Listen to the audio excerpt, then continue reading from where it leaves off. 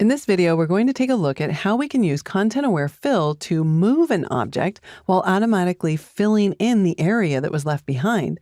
And then we'll see how to use content-aware scale to resize an image to a different aspect ratio without distorting important areas of the photo.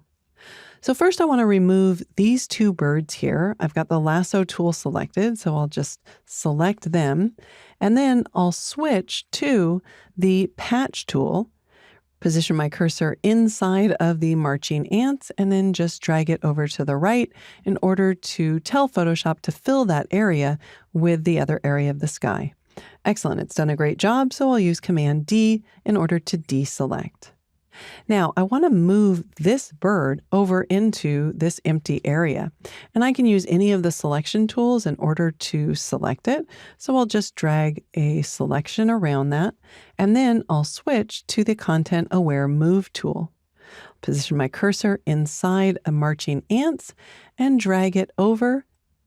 When I release the cursor, Photoshop gives me the opportunity to transform this. I can make the bird larger or smaller if I want to.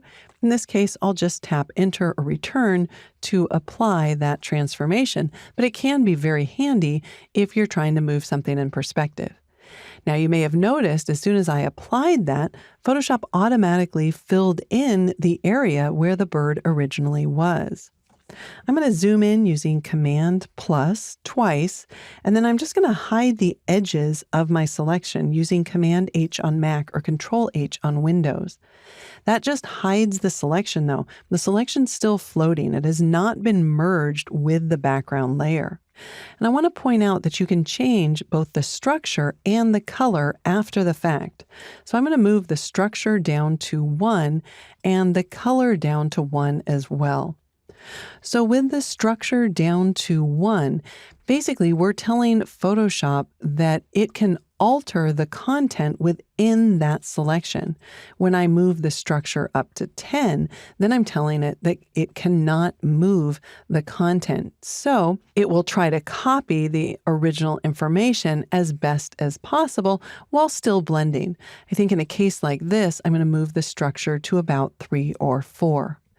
If I set the color to 0, then we can see that Photoshop had a harder time blending the edges of the selection, whereas if I move the color all the way up to 10, Photoshop does a much better job in blending those colors, and now we've got a seamless match.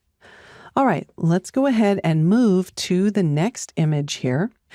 And here I want to use content-aware scale because I want to change the aspect ratio of this image from 2:3 to 1:1. And in fact, I've already created a guide in here to help us. So I'll use View and then Show and then Guides. Now, in order to transform this using content-aware scale, I need to convert the background into a layer. So I'll click on the lock icon. Then I'll choose Edit, Content-Aware Scale.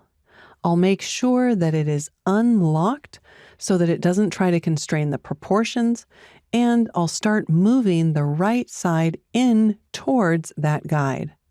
Now, as I drag, Photoshop is trying to scale down those areas that have lower frequencies or fewer details like the clouds in the background area or the grass in the foreground area, and it's trying to leave areas like the roof and the building alone that have higher frequencies.